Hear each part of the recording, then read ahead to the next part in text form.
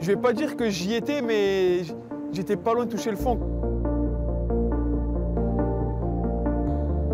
Personne n'a jamais rien remarqué, c'est ça le truc. Tous mes proches n'ont jamais rien remarqué, tous ceux qui ont travaillé avec moi n'ont jamais rien remarqué, personne n'a rien remarqué. C'était voilà, une action spéciale qui s'est passée sur le terrain, qui m'a emmené dans des profondeurs par la suite qui sont inexplicables.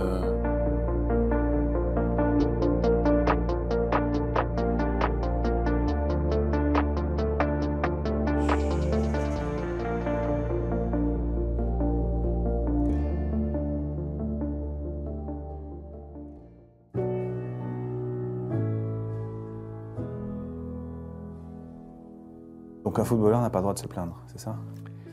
Non. Le footballeur professionnel n'a pas le droit de se plaindre, non. Parce que comme il gagne beaucoup d'argent, eh ben, ça suffit. C'est que l'argent qui pose problème? Ben, bien sûr, bah oui. Bah, tu fais un sondage, les gens vont dire « mais ça va, qu'est-ce qu'il veut, lui, à pleurer tout le temps? Il va pas faire sa pleureuse, mais combien de fois je l'ai entendu ?»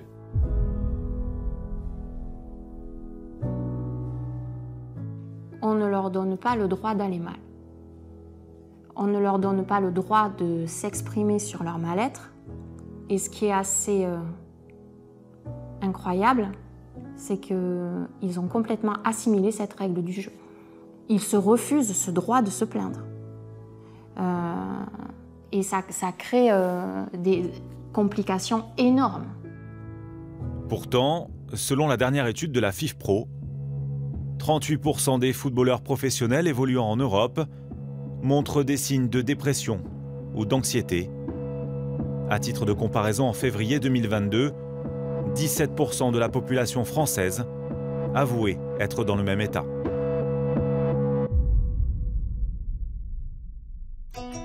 Cette blessure, enfin cet accident, parce que je l'appelle comme ça, cet accident, j'ai mis très longtemps à pouvoir le regarder sans, ne serait-ce que sans pleurer, parce que ça a été difficile.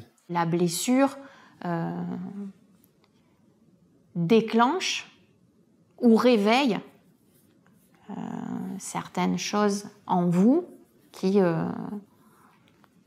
conduisent souvent à des problèmes de santé mentale, oui. L'élément déclencheur, il est dans des éléments au départ que l'on ne maîtrise pas, ou lorsqu'on est jeune, on est confié ou on est sous la responsabilité de personnes et on croit en ces personnes, on leur accorde leur confiance et nous on a l'insouciance de l'enfance et on réussit à l'enfouir, à le cacher, à vivre avec et à se créer très jeune, très rapidement un personnage, un clown blanc. En fait, ce qui est compliqué quand tu es un sportif de haut niveau, dans n'importe quelle discipline, c'est quand tu disparais petit à petit. C'est là où tu rentres dans une forme de dépression parce que tu as été footballeur professionnel, parce que tu as fait kiffer des gens, tu as fait rêver des gens aussi, et puis en l'espace de quelques semaines, tu peux te retrouver sans club, quoi. Et c'est là où c'est dur. J'avais un accord avec le club pour prolonger mon contrat l'été dernier et malheureusement, il y a eu un revirement de situation de la part de la direction et ce qui m'amène aujourd'hui à cette situation.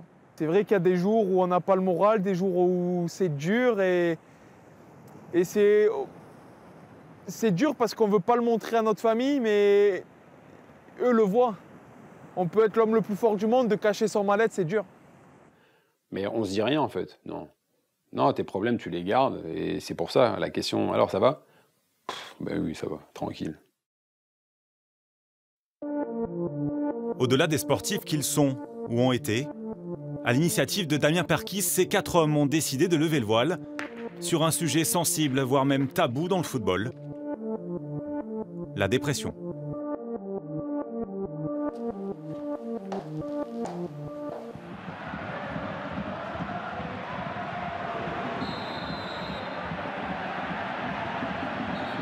Je me souviens de rien, je me souviens de m'être réveillé, on arrivait à peine à l'hôpital et être sur sur le lit et aux urgences, entouré de plein de monde, et avoir un mouvement de panique, en fait, parce que ne sachant pas où je suis et reconnaissant très peu de monde qui est autour de moi, je venais d'avoir un accident de voiture. Et la première chose que je me demandais, c'était où étaient mes enfants, et je me suis mis à pleurer, en fait. Et j'ai vu le docteur Cayero, qui était mon docteur, arriver face à moi et me dire « Damien, calme-toi, il faut que tu te calmes maintenant et tout », parce qu'en fait, je commençais à retirer tous les fils, je commençais à être paniqué, en fait. Et j'avais tout arraché, et il m'a dit « Calme-toi, il y a eu un truc grave, mais ça va aller ». J'avais une triple fracture de la mâchoire avec un coma et une grosse perte de connaissance, et j'avais une tache au niveau du cerveau.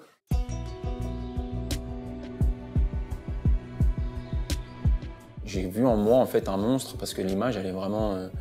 voilà, c'est des images de films d'horreur que quand t'es gamin, t'as peur du méchant. Et là, tu te comprends que bah, c'est pas toi, en fait, c'est pas ton visage, t'as l'impression d'être un monstre. C'est assez schizophrénique.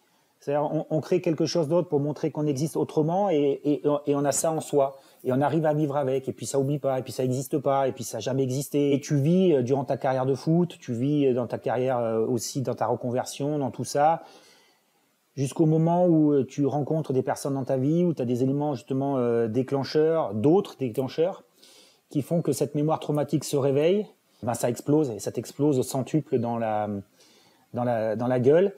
Et tu as tout, pardon l'expression triviale, mais tu as toute la merde qui te remonte des égouts et qui tu te prends, même si l'image est un peu difficile, mais tu te prends un tsunami de merde dans la gueule, et puis tu pars. Tu pars tout simplement. Bonjour Monsieur Robert Pires, c'est Jessica d'Ibissa. J'ai une petite question pour vous. Si on n'était pas parti à Londres, et si tu n'avais pas pu trouver ton contrat avec Aston Villa, est-ce que tu aurais continué à chercher un club? Est-ce que tu serais resté dans ton fauteuil devant la télé? Petite question, c'était ça. Bon, et ben je te fais des gros bisous. Cette histoire de canapé, c'est quoi? T'es devenu de loc, entre guillemets? C'est un peu ça Ouais, bien sûr. Oui, oui, parce que en fait, c'est ce que je disais tout à l'heure, c'est que c'est brutal, c'est dur, quoi. Et en fait, t'as un contrat, 30 juin, ok, 30 juin, tac. Le jour d'après, c'est terminé. Ok, terminé. Donc après, tu es un peu dans l'optique de rechercher un nouveau club. Et moi, j'étais dans cette optique-là. Mais le problème, c'est que j'avais personne. Personne ne voulait de moi. Parce que, encore une fois, par rapport à l'âge, il n'y a pas de souci, j'ai accepté. Et donc, tu es à la maison. C'est cool, je vais prendre mon temps. Faut profiter de la famille. Mais après, en fait, il me manquait quelque chose. Et c'est ce que j'avais vécu pendant 19 ans, quoi. Cette adrénaline d'aller tous les matins à l'entraînement. D'être avec mes potes dans le vestiaire, prendre le bus, aller à l'aéroport, faire les matchs, gagner, perdre, te faire insulter, enfin, truc traditionnel, quoi. Et en fait, je me suis retrouvé chez moi, ouais, tranquille, comme ça, pareil. Bon, ça va bien quelques jours, mais après, tu te dis, oula, il y a un truc qui va pas, tu commences à grossir, t'as plus envie d'aller au sport, t'es même plus motivé, et même à ce moment-là, je me dis, attends, ouais, putain, pendant des années, on m'a kiffé, on est venu me chercher, on m'a acheté, et là, en fait, il n'y a plus personne. Et c'est dur, hein. Ah ouais, en fait, c'est la réalité qui t'arrive en pleine gueule, et en fait, je n'étais pas préparé à ça. Ce moment-là, où pour eux, ça s'arrête, et où il y a ce vide et cette interrogation, si on n'est pas préparé de... Que vais-je faire maintenant? Ça arrive à un âge où, en général, à cet âge-là, vous commencez à être installé dans votre pratique professionnelle. Et eux, c'est le moment où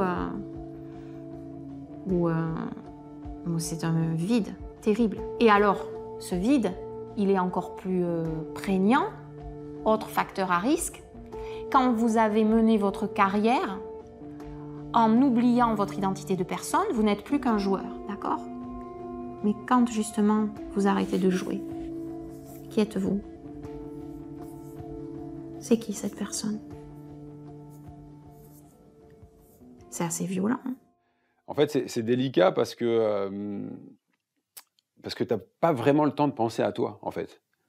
Parce que tu es toujours en activité, ton métier c'est d'être footballeur professionnel, tu es payé pour ça. Tu es payé pour gagner, pour avoir des résultats, pour gagner des titres, surtout quand tu joues et quand tu as la chance de jouer dans un grand club.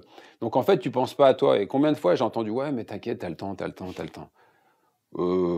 Non, pas vraiment, parce qu'en fait, ça va très vite. Et quand tu arrives à 35, 36 ans et que tu arrêtes, c'est là où c'est brutal, parce que tu dis « Oula, attends, ça fait 18, 19 ans que je joue au très haut niveau. Mais en fait, j'ai rien construit, quoi. » Enfin, l'homme que tu dois être, bah en fait, tu l'as pas, tu n'as rien, quoi. Et c'est pour ça que tu n'avais pas annoncé la fin de ta carrière officielle? J'ai jamais annoncé. Pourquoi? Bah, parce que je vois pas pourquoi je dirais, voilà, maintenant j'ai décidé d'arrêter le football. Non, parce que voilà, de toute façon, les gens le voient et les gens, ils le savent. T'es plus footballeur professionnel, t'as plus de club, donc ça sert à rien de l'annoncer. Et je me rappelle une fois, il y a Marcel Desailly qui m'a dit « Ouais, non, il faut l'annoncer, comme ça, t'auras tes 2 petites pages dans France Football. » Ouais, mais je m'en fous, quoi. Je m'en fous des 2 pages dans France Foot ou dans l'équipe, ce que tu veux. Non, parce que ça fait partie de moi de dire non, je ne vais pas annoncer ma fin de carrière. Même les gens, aujourd'hui, des anciens footeux, ils me disent « Mais au fait, tu l'annonces quand ta retraite ?» Et je dis « Non, mais moi, je ne vais pas l'annoncer, ça ne sert à rien. Les gens le savent. » Donc aujourd'hui, là, tu ne pourras pas dire j'annonce ma fin de carrière. Non, aujourd'hui, non. Aujourd'hui, je veux jouer, mais avec mes potes. D'autres n'ont pas eu la chance de durer dans leur carrière. Si Yoann Cardinal ne perd pas espoir de retrouver un club, il est au chômage depuis 6 mois et son départ de Nice. Là, c'est une période difficile et je vais m'en relever, je vais réussir à passer le cap. Et ok, mais non, il y a dans ma carrière une période où ça a été beaucoup plus dur. C'est en la saison 2017-2018, je me blesse. Et là, donc, le coach Favre et Lionel Etchizy mettent Walter Benitez. Je rate 3 matchs et à la fin de ces 3 matchs, ils décident de le laisser et de me mettre deuxième gardien. Et là, ça a été une situation très difficile. Parce que vous êtes énervé tout le temps, vous en voulez à la terre entière. Ma femme ne me reconnaissait plus. Et moi, je partais complètement en live pour être poli, on va dire. J'acceptais pas la situation, en fait. C'est-à-dire que j'allais à l'entraînement énervé. Je revenais, ma femme, elle me disait « Viens, on va marcher, on va se promener, on va… » J'étais pas violent, j'étais vulgaire. J'étais énervé, ce qui fait qu'elle partait dans son coin énervé. Moi, j'étais à la maison énervé. Et ça a fait que notre relation s'est compliquée jusqu'à ce qu'elle quitte la maison. J'arrive à l'entraînement un jour très énervé, comme c'était souvent le cas pendant cette période. Et un jour, on fait 8 contre 8, milieu terrain, tu sais. Milieu terrain, 8 contre 8. Là, il y a un ballon dans la profondeur. Je dis laisse, j'ai le ballon tranquille. Et là, il y a Gauthier Loris. Je ne sais pas ce qu'il faisait aux avant-postes. Il joue le ballon, tu sais, il touche juste le ballon avant mes mains et il me met le ballon dans le nez. Ça m'a fait pleurer. Pas de mal, mais le vase était tellement plein. Voilà, ça, c'était la goutte je me suis mis à pleurer ce jour-là sur le terrain. Les larmes des nerfs. Je voulais frapper Gauthier alors que c'est l'homme le plus gentil qui est dans le vestiaire. Dans le milieu du foot, le plus gentil, c'est Gauthier Loris. Mais ce jour-là, j'étais à bout.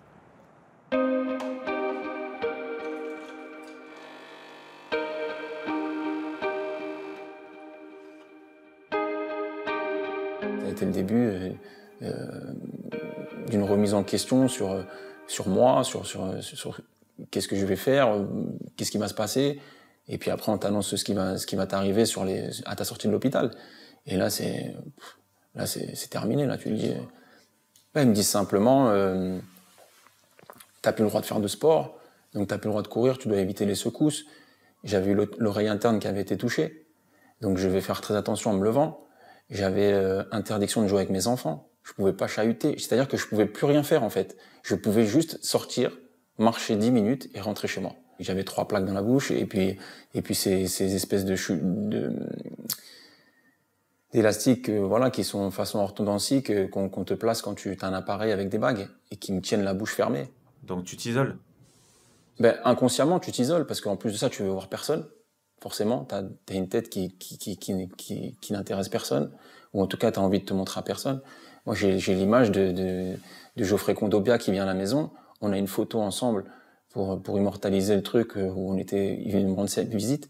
Mais quand je revois cette photo-là, je me dis, mais comment Geoffrey, qui est mon ami, avec qui je rigole souvent, a pu accepter de rester à côté de moi avec la réception que je lui ai offerte. J'ai été odieux, je parlais pas, j'ai le visage fermé, tout gonflé, et tu te dis, mais c'est pas toi en fait. Déjà, tu veux rien faire, donc tu restes dans ta chambre. Moi, je restais dans ma chambre, j'éteignais les lumières.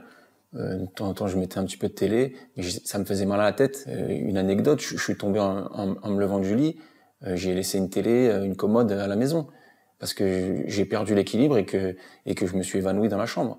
Donc c'était des petits trucs, plus, qui faisaient que plus, t'allais vers le bas en fait. Et même si j'avais le soutien, l'amour de mes proches et tout ça, c'était trop compliqué. Moi,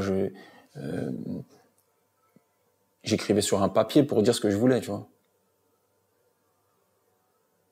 Quand t'écris quelqu'un, va me chercher un mouchoir ou va me chercher, prends-moi un stylo ou quelque chose, et t'es obligé de l'écrire ou même d'envoyer un texto, tu vois, parce que tu peux pas parler. C'est compliqué. Moi, j'ai une scène où il y a personne chez moi et je suis en bas dans le salon et le téléphone sonne de la maison. Mais il y a personne chez moi. Mais ça insiste. Et personne n'avait mon numéro de maison à part toute ma famille en France. Et là, je me dis, mais c'est urgent, c'est pas possible.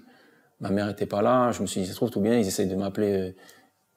Et je réponds.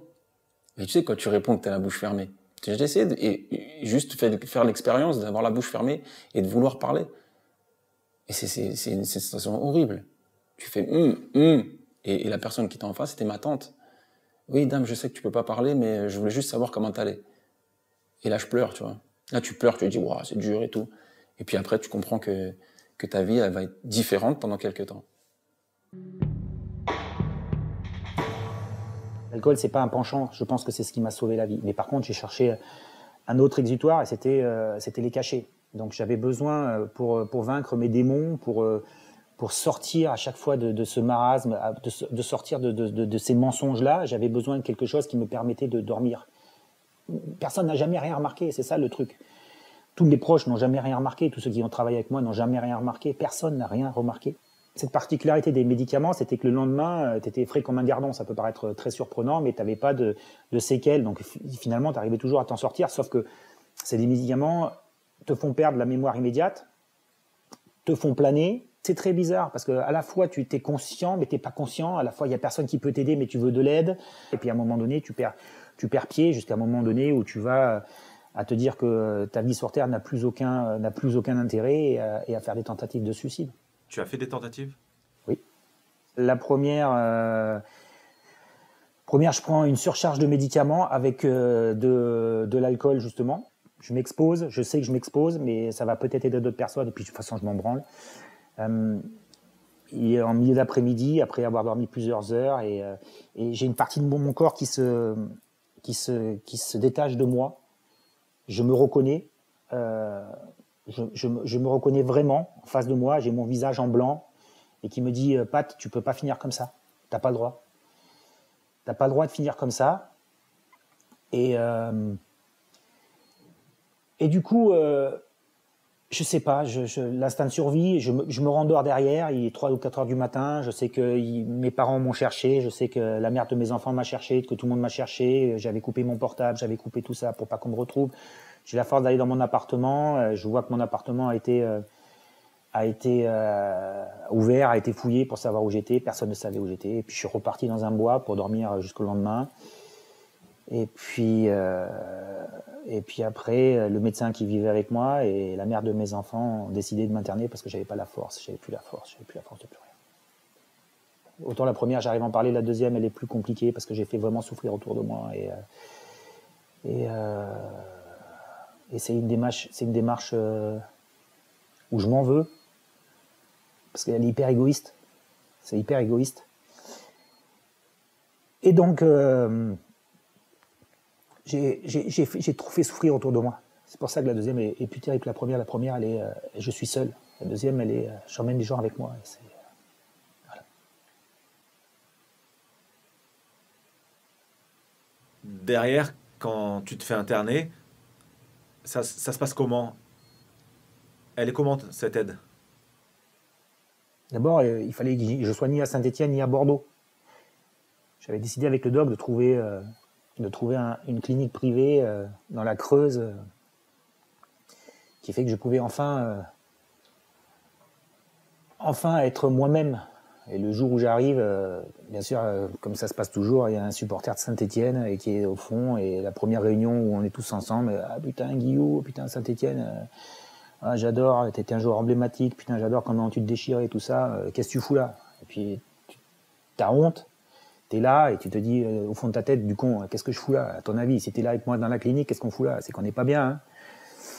Quand t'es dans la dépression et quand t'es dans la noirceur, t'as toujours... c'est très, très singulier ce que je suis en train de dire, mais tu as toujours cette idée, cette volonté de dire tu peux aller encore plus loin, tu peux encore tomber plus bas, vas-y, va voir, et fais-toi mal, et donc tu vas écouter de la musique qui va t'amener, ça va être abyssal, qui va te tirer vers le fond, et tu te dis mais non, mais hier j'étais déjà, tu peux aller encore plus profond. Au départ, tu n'étais pas capable de prendre une douche. Au départ, on t'enlève tout. J'ai voulu qu'on m'enlève les portables. J'ai voulu qu'on m'enlève tout parce que je voulais me recentrer sur moi-même. Mais quand tu vas prendre la douche, parce que comme tu es suicidaire, on regarde si tu as ta brosse à dents, si tu as ton parfum, tu n'as pas de parfum parce que c'est de l'alcool. C'est pas, alors, même si toi, tu ne prends pas d'alcool, on te dit ouais, mais c'est dangereux pour tout le monde. Donc, il ne faut pas de bouteille en verre parce que tu risques de te tailler les veines. Donc tu arrives, tu es contrôlé, mais c'était ce qu'il me fallait, à ce moment-là. Toi, Damien, tu es allé loin, mais est-ce qu'il y a eu des pensées morbides, tendance suicidaire? Non, moi je suis pas allé jusque... Alors oui, tu as des moments où tu vois tout noir et tu te dis ouais, j'ai pas envie de... Mais moi j'ai 2 enfants.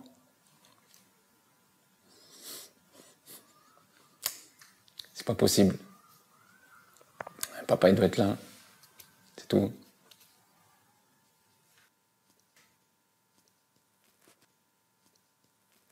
J'essaie de le cacher au maximum, mais bon, tout le monde voyait que j'étais plus le même que d'habitude. Moi, je suis quelqu'un de très joyeux. Si vous me voyez rentrer dans une pièce et que je souris pas, c'est que ça va pas.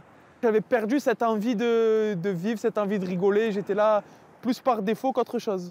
Il y a eu un déclic, mais avant ça, on joue en coupe de la Ligue ou en Coupe de France à Toulouse.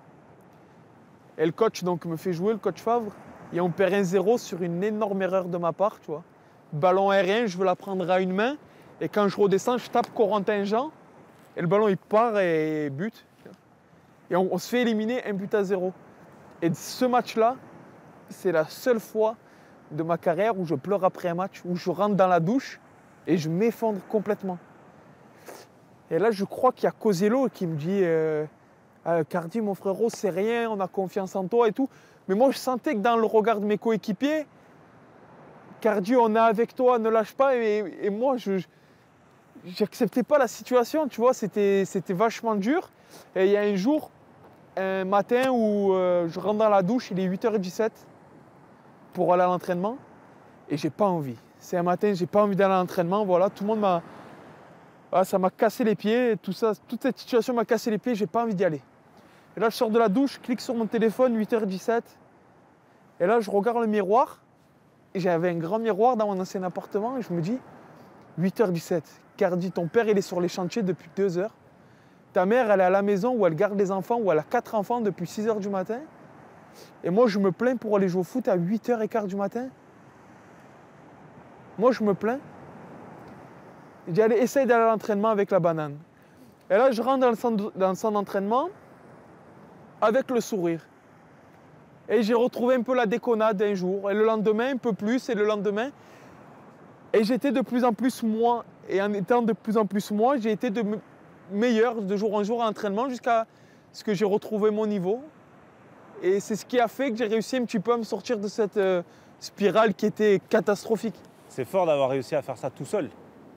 Ben, j'ai eu la chance d'avoir ce déclic. Si j'appuie pas sur le téléphone en sortant de la douche, peut-être que je ne l'ai pas. Mais oui, c'est vrai qu'il y en a qui ont besoin d'être suivis, il y en a qui ont besoin d'en parler, il y en a qui ont besoin de plein de choses. Et il y en a qui, par un simple petit geste, ça déclenche la remontada, on va dire.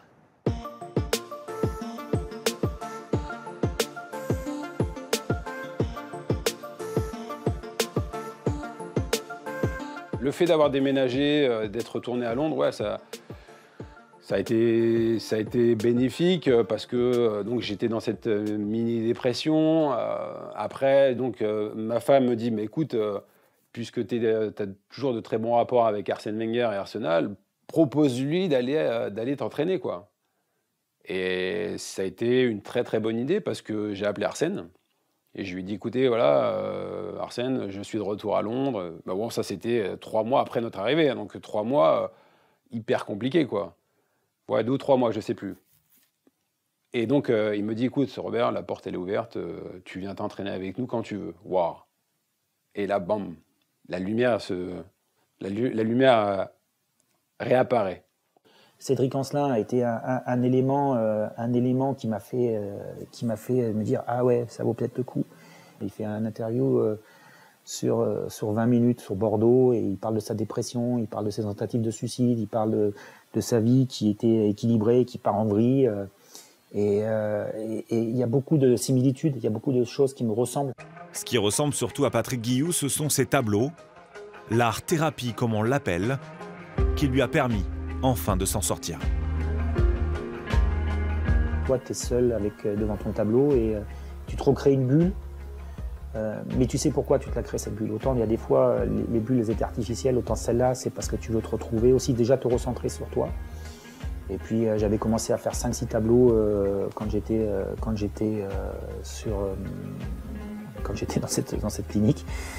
Et après, aujourd'hui, je peins quand je vais moins bien.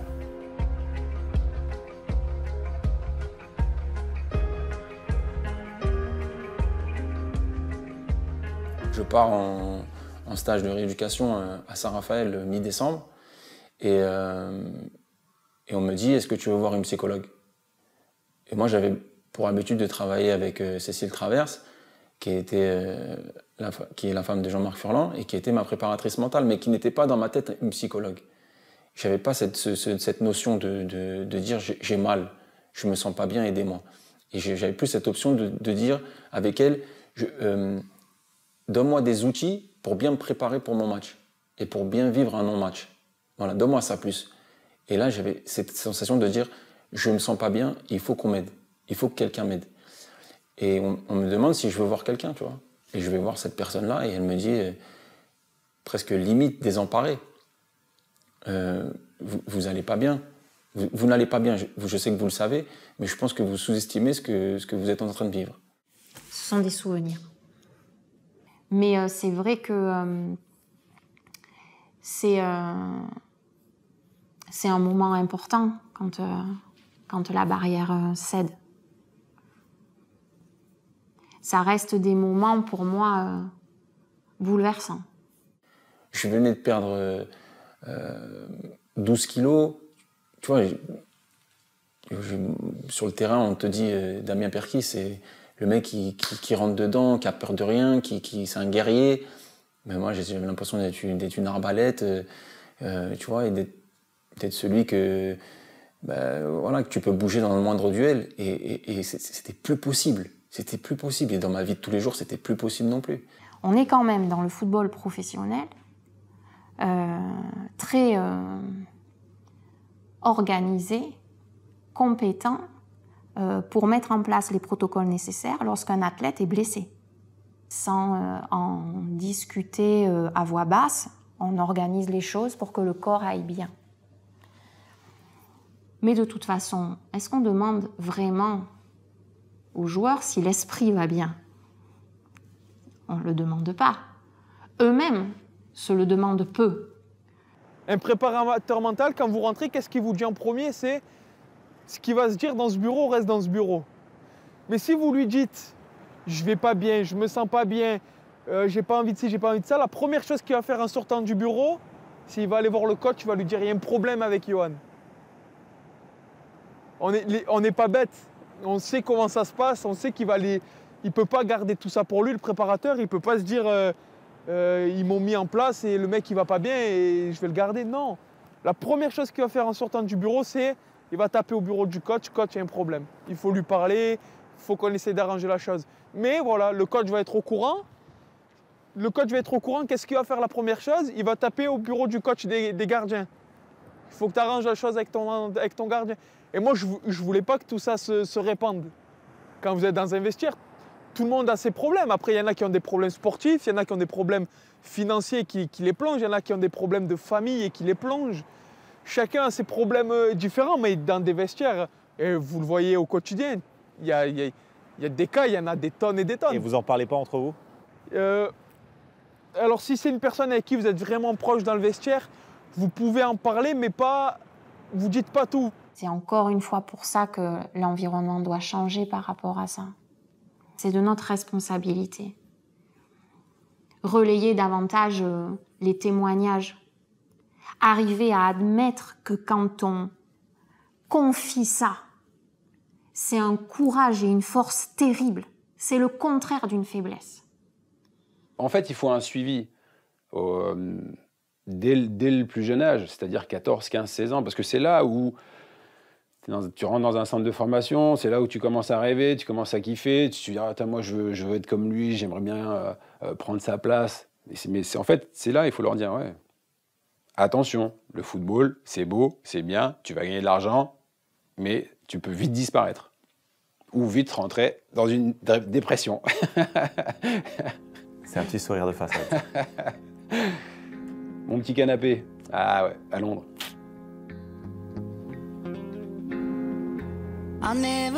On doit leur permettre de récupérer leur identité de personne, parce qu'en fait, c'est de ça dont on les prive. Il faut que les joueurs comprennent que si vous avez le droit de vous plaindre, si vous avez le droit d'avoir des problèmes. Alors que j'ai connu une vie très très sympathique, je me concentre sur l'essentiel et vraiment des plaisirs simples.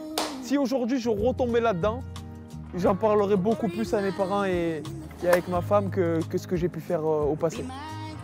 Quand ça ne va pas, ouais, une bonne séance ou des séances avec le psy, ouais, ça peut être une solution. Ouais. Et une bonne solution. Bien sûr, tu peux l'expliquer. Moi, si j'avais su, je l'aurais fait, quoi.